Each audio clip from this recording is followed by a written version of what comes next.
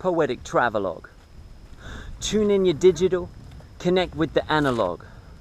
Stave off imminent Ragnarok by stimulating the relevant inherent catalogue of ramified third eye ties with the planet by channeling massive amounts of voltage to your cabbage with this literary electric cattle prod.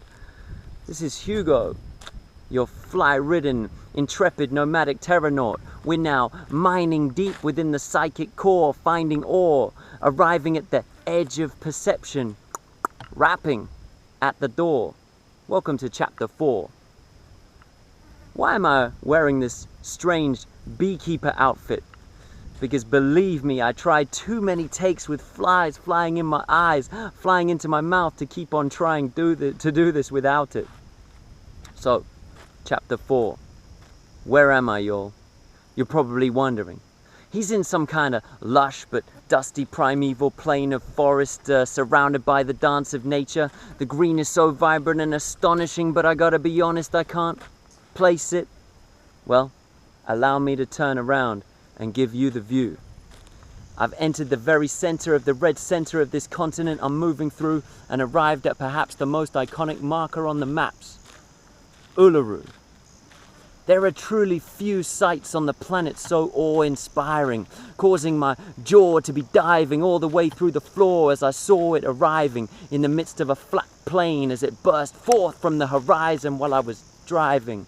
It's the scale, the size of the thing, like a building 10 stories high and rising, so large that it causes numerous lush verdant microclimates around its base for fauna and flora to thrive in. No picture you've ever seen can surmise it, including this one, of course. No surprise there. There's no camera aperture that can capture an adequate fraction of the grandeur that this standalone sandstone comprises. Like a whole university or college campus, every faculty building squashed together with no empty zones, like an entire city block of 10 stories in one piece of stone.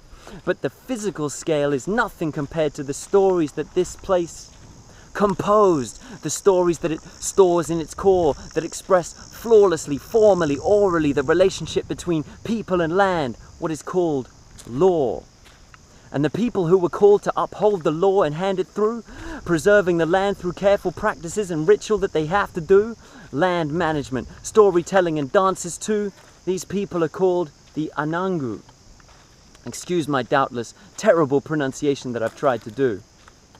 Let's look into this law, this canon of stories put into place to lay down the elaborate symbiotic balanced relationship of ecosystem and person with a view to the perpetuation of life and propagation of nutrition for all those who follow it all the way into the future too. This is known as Tjukurpa. All of this contained within stories, repeated to each person of every age, not just to entertain, but with any number of teachings to convey, and each successive repetition with a steady increase in the level of information they contain for each different age. And Tjukurpa is much like Uluru in the way that it's multifaceted, layered, and difficult to fully translate.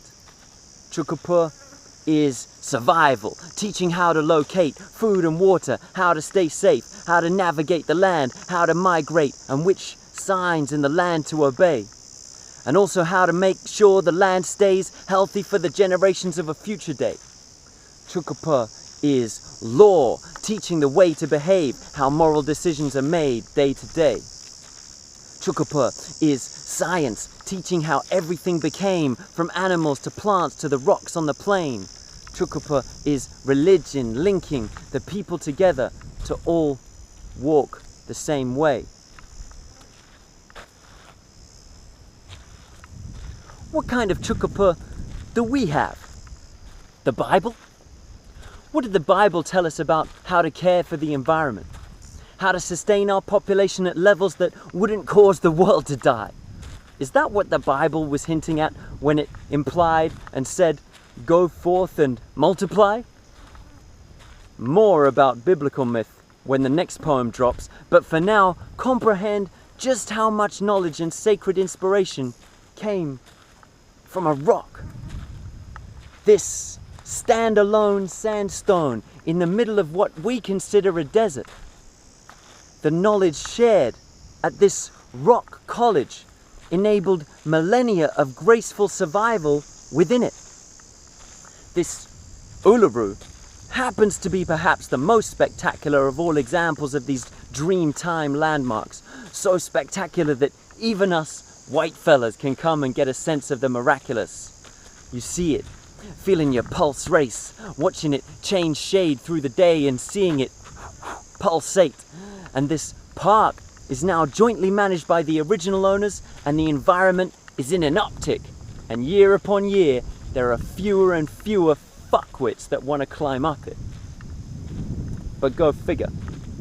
This continent is actually scattered with landmarks similarly significant and magic, just perhaps less immediately dramatic in scale. And indeed, when we face it, the scales may fall from our eyes, and we may well come to the conclusion, just as the original owners consecrated, that all land, not just this impressive rock, is sacred.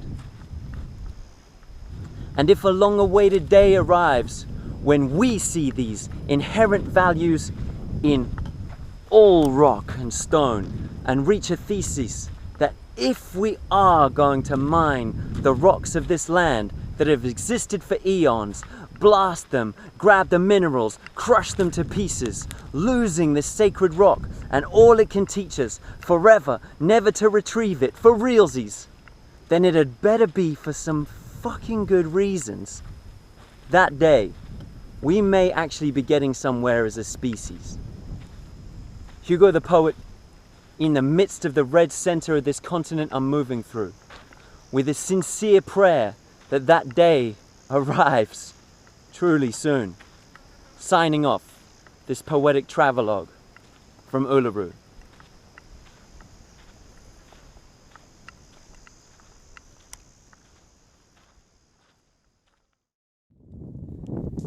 Hey everyone, thanks for watching that poetic travelogue, chapter 4. I hope you enjoyed it. And yeah, I shot that one on the GoPro for various reasons. And for various other reasons, it's like the worst camera to try and shoot something like that on, because it just foreshortens everything and just gives you no idea of the scale. And as I said in the poem, scale is everything with this site. No camera can capture it, but I suspect that my phone's going to do a slightly better job. So I just wanted to turn around and just try to see. I can't even get the top in. It is an absolutely colossal thing, and you know, it takes like 4 hours to just walk around it at a pretty decent pace. It's huge, but anyway, the message of the video still stands. Even though this is a bit of a better camera, you really have to come and see this place for yourself. I highly recommend it. And the other reason, of course, the more important reason, is the cultural aspect, which is just absolutely fascinating, and seeing it now duly managed by the traditional owners and the Park Authority, which is working well, it seems. And the other reason to come, of course, is if you have felt like maybe flies have been lacking in your life, this is a great time to get seriously intimate with thousands of flies. Well, thanks so much for watching these little poetic travelogues. I want to give a special thanks to my patrons. This is not, again, a patron-supported video, but it, you know, your patronage gives me the courage and the support and the encouragement to just pursue strange things like this. So the best way to support my work is by signing up as a patron. I would thoroughly appreciate anyone who does that. And the other great way to do it, of course, is if you want to donate to the travel fund, click the link down below. Both of those links can be found down below. Well, that's it from me for now. We have another poetic travelogue coming very shortly from not too far away from here. And I hope you'll join me for that one as well.